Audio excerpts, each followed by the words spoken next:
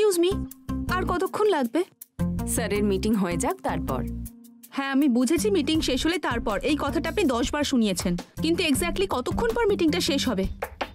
আমি এখানে 4 ঘন্টা ধরে অপেক্ষা করছি, কাউকে জিজ্ঞেস করুন না কতক্ষণ লাগবে। আর কুল ডাউন ম্যাম, আপনি ইন্টারভিউয়ের জন্য এসেছেন, have some patience. Okay okay, please কাউকে জিজ্ঞেস করুন। Okay, just a minute. Hello sir, miss Sonia wait করছেন। ওকে স্যার, ঠিক আছে, আপনি ভিতরে যান। Thank you.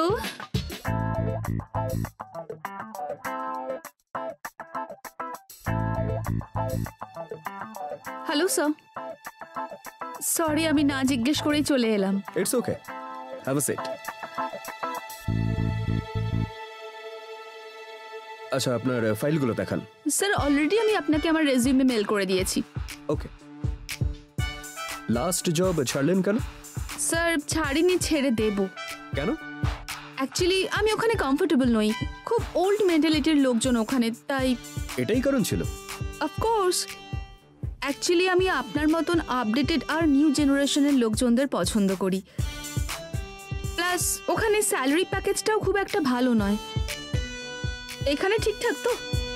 আই মিন আমি পার মান্থ 1 লাখ এক্সপেক্ট করছি। স্যার আমি খুবই সিনসিয়ার, আপনাকে অভিযোগ করার কোনো সুযোগ দেব না,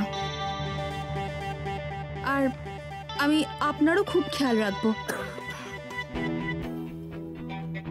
থ্যাংক ইউ। আই মিন আপনার কাজের খেয়াল রাখবো। তাহলে চাকরিটা পেয়ে গেছি তো?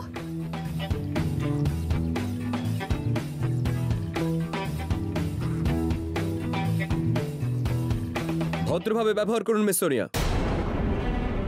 এইখানে চাকরি করতে হলে এই সব কাজ করার দরকার পড়ে না। এখানে শুধু ট্যালেন্ট আর বুদ্ধির দরকার পড়ে। এই অফিসে আপনাদের মতো মানুষদের কোনো প্রয়োজন নেই।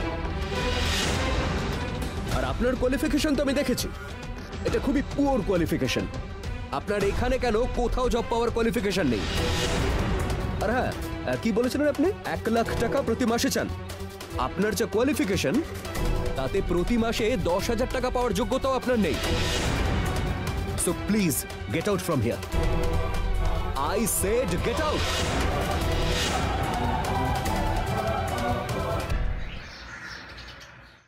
কি সুজয়ের পড়াশোনা কেমন চলছে? হ্যাঁ হ্যাঁ ভালোই চলছে, এখন তো এখান থেকে স্কুলে গেছে। এখান থেকে স্কুলে গেছে? হ্যাঁ হ্যাঁ। বাবা বাবা বাবা বাবা, মেসোমশাই আপনার চা। অনেক দিন পর আজ তোমার হাতে চা খাবো আবার। মানে যখন রাঘবের বাবা মা এসেছিলেন আমরা এইভাবেই বসে গল্প করতাম, তাই না? তোমার দাদা আসবে কখন? বৌদি, দাদা কখন আসবে? এই তো আসছে, অফিস থেকে বেরোনোর সময় আমাকে ফোন করেছিল। ও ঠিক আছে। রাঘবের কি খবর? আমরা তো একদম পাশাপাশিই থাকি, কিন্তু কোনোদিন ওর সাথে সেইভাবে কথাই হলো না। কি বলুন তো মেসোমশাই, এই প্রমোশন হওয়ার পর থেকে না ও খুব ব্যস্ত হয়ে গেছে। অফিসে আজকাল ওর প্রচুর কাজ থাকে। ওকে বলো এত কাজ না করতে। আরে মাসিমা, এরকম হয় নাকি? আপনাকে একটা কথা বলি, ও কিন্তু নিজের শরীরের যত্ন ভালোই নেয়। এই তো ওটস, গ্রিন টি, এইসব হেলদি খাবার সারা দিন খায়। দেখেছো? হ্যাঁ, তোমার আর তোমার ছেলের কিন্তু কোনো খেয়াল রাখে না। হ্যাঁ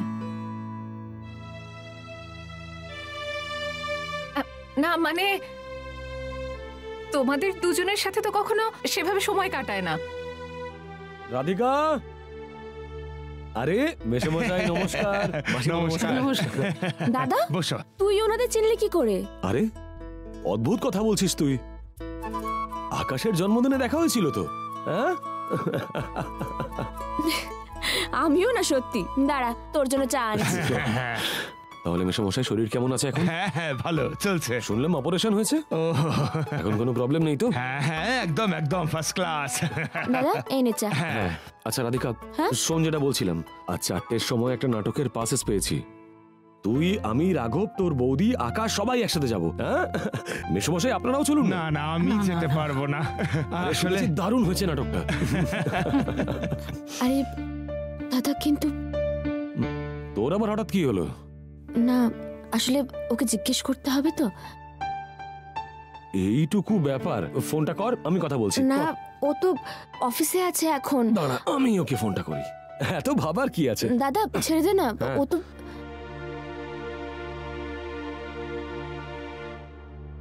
হ্যাঁ রাঘব, আরে আমি শ্যামল বলছি। হ্যাঁ, আমি ফোন করলাম এটা বলার জন্য যে আজ একটা নাটকের পাসেস পেয়েছি, আমরা সবাই মিলে যাব। কেমন? তাড়াতাড়ি চলে এসো। আরে কাজ তো রোজই করতে হয়, একদিন একটু ম্যানেজ করো না। আরে চেষ্টা করলেই হবে। আচ্ছা আচ্ছা, আমরা কিন্তু অপেক্ষা করব। হ্যাঁ হ্যাঁ, তাড়াতাড়ি কাজ ছেড়ে নাও। ঠিক আছে, রাখছি। হ্যাঁ। কি বললো? কি আবার বলবে? জামাইবাবু কি আর শালার আবদার ফেলতে পারে? রাধিকা, তোমাকে তৈরি হতে হবে। চলো আমরা ঘরে যাই। আরে আরে বসুন না, পরে যাবেন। না না, তোমরা সবাই তৈরি হও, চলো ঘরে যাই। এই নাটক দেখে এসো, তারপর গল্পটা বলবে কিন্তু। হ্যাঁ। আজকাল শরীরের জন্য নাটক সিনেমার কিছুই দেখা হয় না। আচ্ছা, এবার চলো। চলো চলি তাহলে। হ্যাঁ। চলো। আসছি রাধিকা। আজ পর্যন্ত কেউ আমাকে এত অপমান করেনি, কিন্তু এই লোকটার কথা সত্যি হয়ে যাবে না তো? আমি কি সত্যি কোথাও চাকরি পাবো না? বেরো এখান থেকে। রাঘু প্লিজ দাঁড়াও না। যাও। প্লিজ না রাঘু, প্লিজ প্লিজ আমাকে বের করে দিও না। Get lost. প্লিজ রাঘু, আমি ভিক্ষে চাইছি, এরপর এরকম আর কখনো করব না। সোনিয়া, তোমার হাত থেকে সময় চলে গেছে, আর আমিও। চলো যাও এখান থেকে। জেনি, এসো। Yes darling. বাহ, অফিস থেকে আবর্জনা পরিষ্কার হলো শেষমেশ। কি অনন্ত? চারপাশটা একদম পরিষ্কার পরিচ্ছন্ন লাগছে। গাঙ্গুলিদা, হ্যাঁ এখন আর কি অকারণে আমাকে গালাগালি দেবে না। হ্যাঁ হ্যাঁ ঠিক বলেছিস, বাঁচা গেছে, ঝামেলা বিদায় হচ্ছে। ভগবানের দিব্যি করে বলছি। আমাকে অপমান করতো না ও, একদিনে আমি ওকে অফিস থেকে বের করে দিলাম। একে কি বলে জানো? Tit for ট্যাট।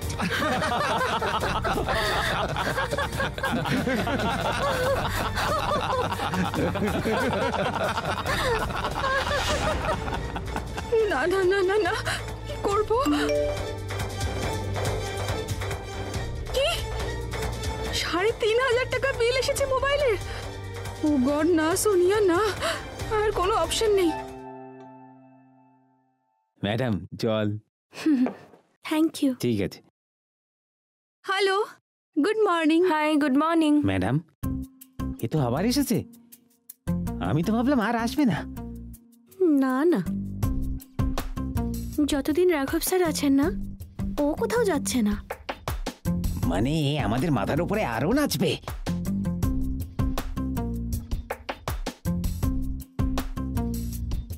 Good morning Jenny. Good morning. Good morning Ramu. আমায়? Same to you. Jenny, Raghu, sorry sir free আছেন কি? রাঘব স্যার? হ্যাঁ, উনি ভেতরে অনন্ত স্যারের সঙ্গে মিটিংয়ে আছেন। ওকে, থ্যাংক ইউ।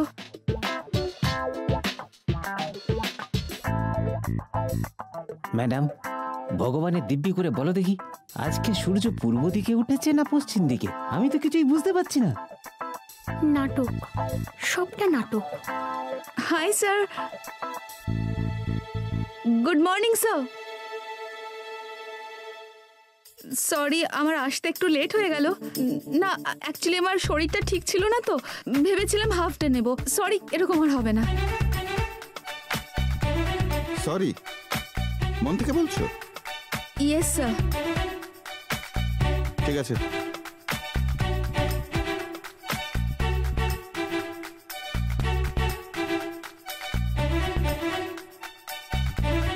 হ্যাঁ correct. Ananta sir, good morning. Good morning Ganguly. Good morning. কে হলো? গুড মর্নিং শোনা হয়ে গেছে? আরে মিস্টার অনন্ত, এসব কি দেখছি? এ তো দেখছি একবারে ভোল বদল করে ফেলেছে। এসব নাটক ছাড়া কিছুই না। আরে ওই যে বলে না, ওই যে যে ঘাস খেতে যায় না, গরু। না না, গরু নয়, গরু তো সাইজে অনেকটা বড়। এরা তো ছোটখাটো হয় যারা পাহাড়ের উপরে ওঠে। পর্বতারোহী? না না না, এতটা কঠিন কিছু নয়। আরে খুবই সহজ ব্যাপার। ওই যে ম্যা ম্যা করে। ওই তো মেষ। হ্যাঁ কারেক্ট কারেক্ট, ওটাকে আরেকটা যেটা বলে না, ভেড়া। হ্যাঁ কারেক্ট, এটাকেই বলা হয় মানুষের বেশে ভেড়া। কি হলো? আরে বাবা আর কত দেরি করবে? আকাশ, সুজয়, আরে বাবা নাটক শুরু হয়ে যাবে কিন্তু, তাড়াতাড়ি করো। হ্যাঁ হ্যাঁ চলো, আমার তো হয়ে গেছে, তোমার বোন এখনো রেডি হচ্ছে। রাধিকা, দাদা দেখ তো কেমন লাগছে আমাকে দেখতে।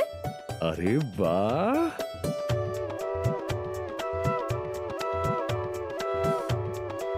তোকে তো পরীর মতন দেখাচ্ছে। কি সুন্দর করে সেজেছিস তুই। আর এইভাবে শাড়ি পরা কোত্থেকে শিখলি তুই? দেখছো বোনটা বড় হয়ে গেল। আজ কিন্তু রাঘব দেখা মাত্রই প্রেমে পড়বে। বৌদি তুমিও না যাতা বলো। আরে আবার কিরকম লজ্জা পাচ্ছে দেখো। দাদা সত্যি রে বোন, তোকে আজ খুব সুন্দর দেখাচ্ছে, ঠিক আমাদের মায়ের মতন।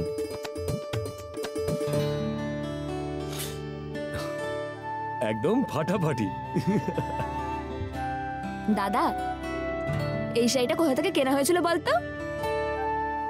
ও ভাই ফোটায় দিয়েছিলাম, আর মনে হচ্ছে নিউ মার্কেট থেকে কেনা। না, গোপাল বাবুর দোকান থেকে। জানো বৌদি, ওই দোকানে দারুণ দারুণ শাড়ি পাওয়া যায়। মনে হয় সবকটা শাড়ি কিনে নি।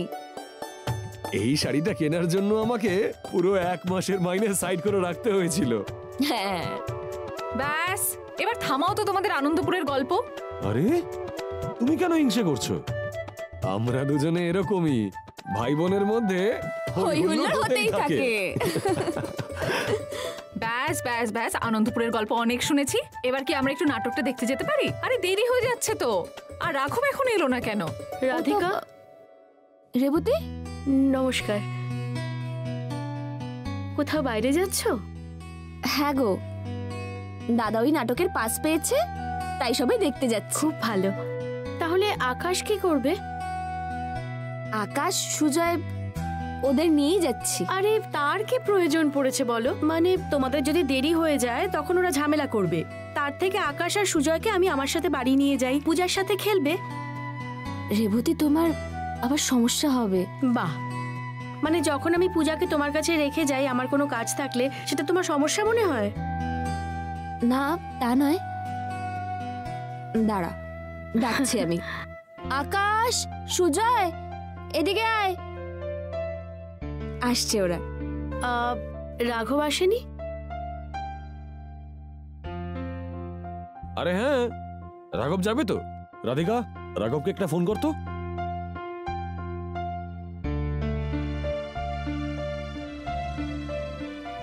আরে দাদা বেরিয়ে গেছে, ও রাস্তায় আছে, হয়তো চলে আসবে।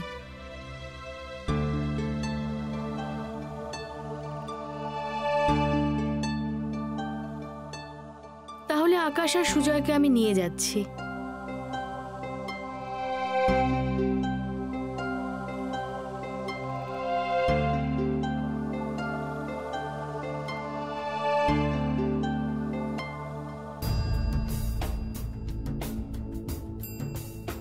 চলো বেরো এখান থেকে। সোনিয়া, যাও। সোনিয়া কি হলো? বললাম তো বেরোতে এখান থেকে।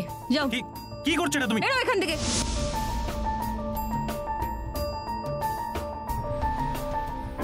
Hi Raghu. Raghu, I am so sorry. Sonia তুমি কেন এসেছো অফিসে? না এই অফিস ছেড়ে তুমি অন্য কোথাও চাকরি করতে যাচ্ছিলে না? হ্যাঁ, গেলে না কেন ওইখানে? গেলাম না কেন মানেটা কি? অফিস ছেড়ে তো চলে যেতাম, কিন্তু তোমাকে ছেড়ে কি করে যাব? তোমাকে ছাড়া আমি থাকতে পারি বলো? না, প্রত্যেকবার তুমি একই কথা বলো কিন্তু পরের দিন আবার একই ব্যবহার। সোনিয়া, আজ পর্যন্ত কেউ আমাকে নিজের বাড়ি থেকে ওইভাবে... আমি জানি, সরি, সো সরি। আমি এরপর থেকে এরকম ব্যবহার তোমার সঙ্গে আর কখনো করব না। প্লিজ প্লিজ আমায় ক্ষমা করে দাও। আমি তো তোমার বেবি, বলো। আমি তো বলছি আর করব না। আমি রাগ কন্ট্রোল করতে পারিনি, প্লিজ সরি। না সোনিয়া, আর এরকম চলবে না। তোমার কোনো ভরসাই নেই। হ্যাঁ, কালকে হঠাৎ করে বলতে শুরু করবে যে Raghu, I don't need you, get lost. না না না, প্রমিস, আর কখনো এরকম বলবো না আমি তোমাকে। আমি জানি যে আমি খুব বাজে গার্লফ্রেন্ড। তুমি একটা কাজ করো না, তুমি বরং আমায় পানিশমেন্ট দাও প্লিজ। আর রাগ করে থেকো না please please please Raghu, please. না আর না সোনিয়া, তুমি প্লিজ এখান থেকে যাও। বেবি, কোথায় যাব আমি?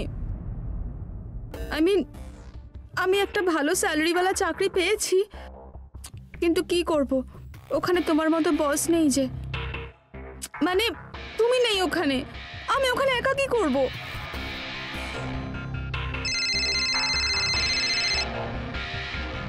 সোনিয়া, ফোন দাও আমায়। না, আগে ক্ষমা করো। সোনিয়া, খুব ইম্পর্টেন্ট একটা ফোন এসছে হয়তো, ফোনটা দাও। আগে কথা বলো প্লিজ। সোনিয়া, ফোন দাও। আচ্ছা ঠিক আছে, আমি তোমার জন্য ওখানে এত টাকার চাকরি ছেড়ে এলাম আর তুমি এখানে ফোন নিয়ে পড়ে আছো। না ফাইন, ঠিক আছে, তুমি এটাই চাও তো আমি এখান থেকে চলে যাই? এবার আমি চিরকালের মতো চলে যাব। সোনিয়া, কেন করছো এরকম তুমি? আরে কি করছো তুমি এটা? সোনিয়া, সোনিয়া, সোনিয়া, ছেড়ে দাও কাটারটা। সোনিয়া, মাথা খারাপ হয়ে গেছে তোমার? হ্যাঁ, আমার মাথা খারাপ। আমি তোমায় পাগলের মতো ভালোবাসি আর তুমি বুঝতেই পারছো না। আরে ব্যাপারটা এরকম নয়। তুমি যখন চলে গেছিলে তখন মনে হয়েছিল আমার জীবনটাই হয়তো শেষ হয়ে গেছে। সোনিয়া, আমি তোমায় ভীষণ ভালোবাসি। I love you so much. ও, আই লাভ ইউ টু।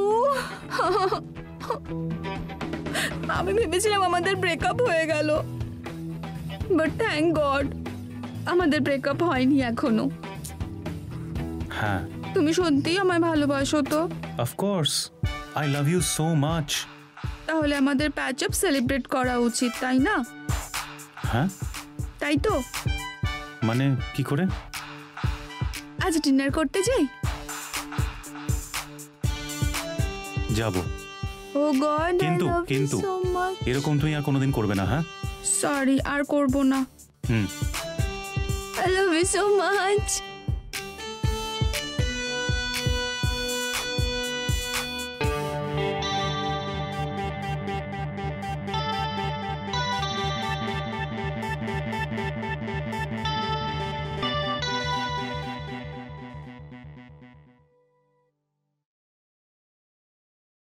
কি হলো, ফোন তুলছে না? আরে দাদা, ওকে তো ফোনেই পাচ্ছি না আমি, সুইচ অফ বলছে। দাঁড়া, আমি ফোন করছি।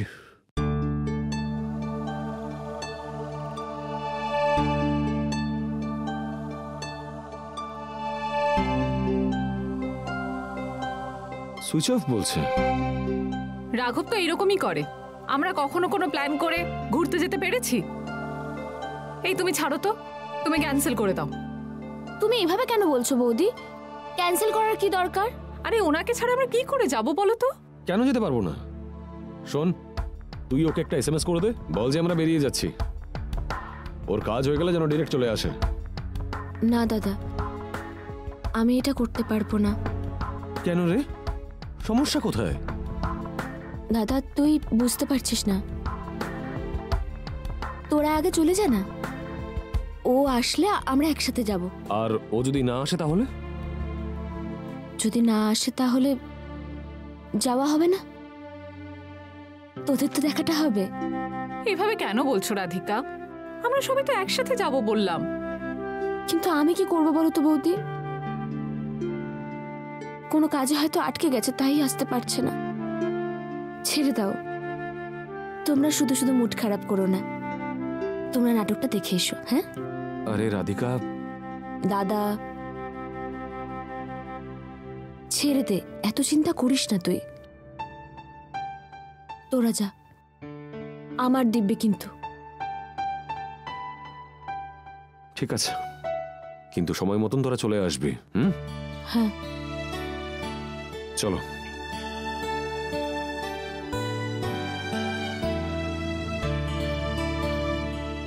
রাধিকা আমরা এলাম। হ্যাঁ রাধিকা, হ্যাঁ তুমি ওদের সাথে গেলে না? আমি এক্ষুনি দাদা বৌদিকে যেতে দেখলাম, তাই চলে এলাম। না আসলে কি হয়েছে? কি হয়েছে? ও অফিস থেকে এখনো তো আসেনি না? ও না, আসলে ওর হয়তো মিটিং আছে, সেই জন্য।